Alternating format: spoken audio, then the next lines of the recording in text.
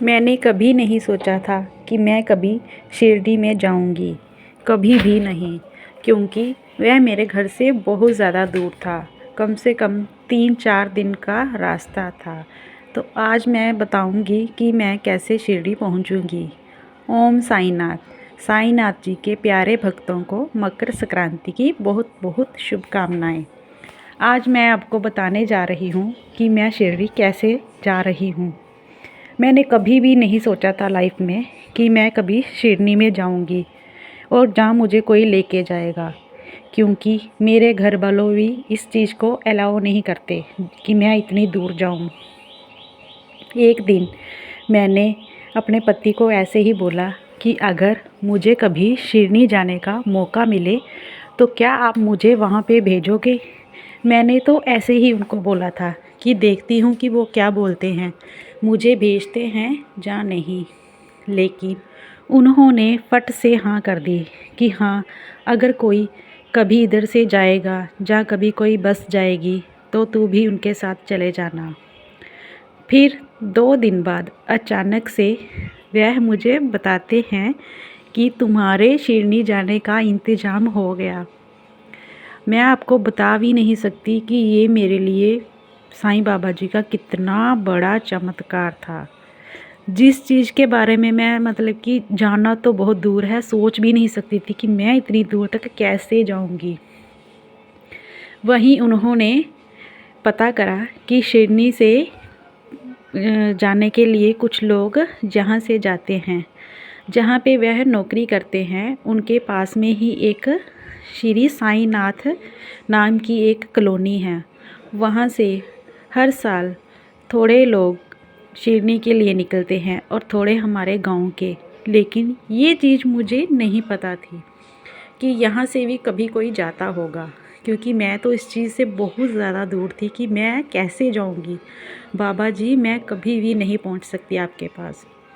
फिर इन्होंने वहाँ पर पता करा जाने के लिए कि आप लोग कब शिरडी जाते हो।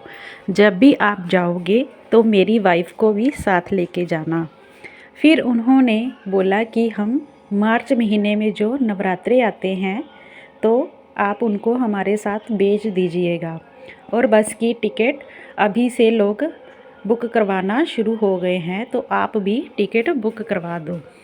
फिर मेरे पति ने उनको 500 रुपया एडवांस में दे दिया कि ये आप हमारी बुकिंग के लिए रख लो।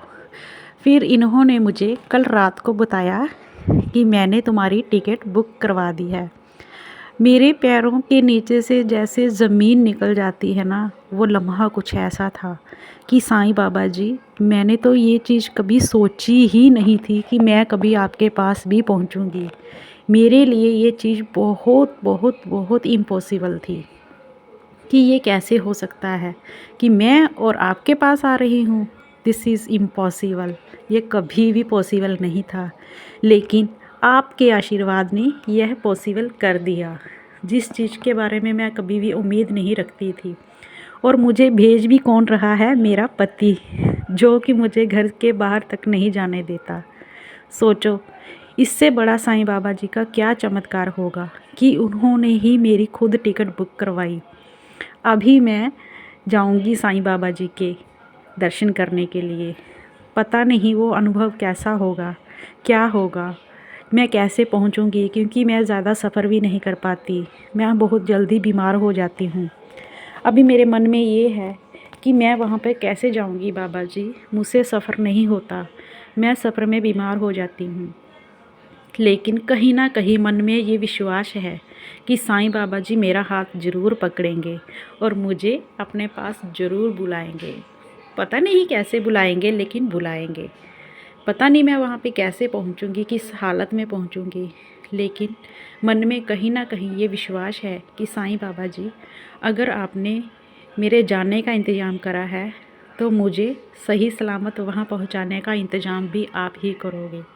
मुझे नहीं पता मैं इतना लंबा सफ़र कैसे तय करूँगी, लेकिन आपकी कृपा हो और आपका साथ हो और आपका आशीर्वाद हो तो बाबा जी मैं ज़रूर पहुँचूँगी।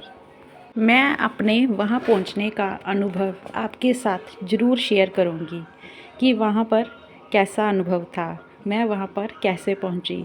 लेकिन मुझे बहुत ही बेसब्री से इंतज़ार है कि मैं साईं बाबा जी के दर्शन कब करूँगी, कब करूँगी। हे साईं बाबा जी, मुझे ज़रूर बुलाना।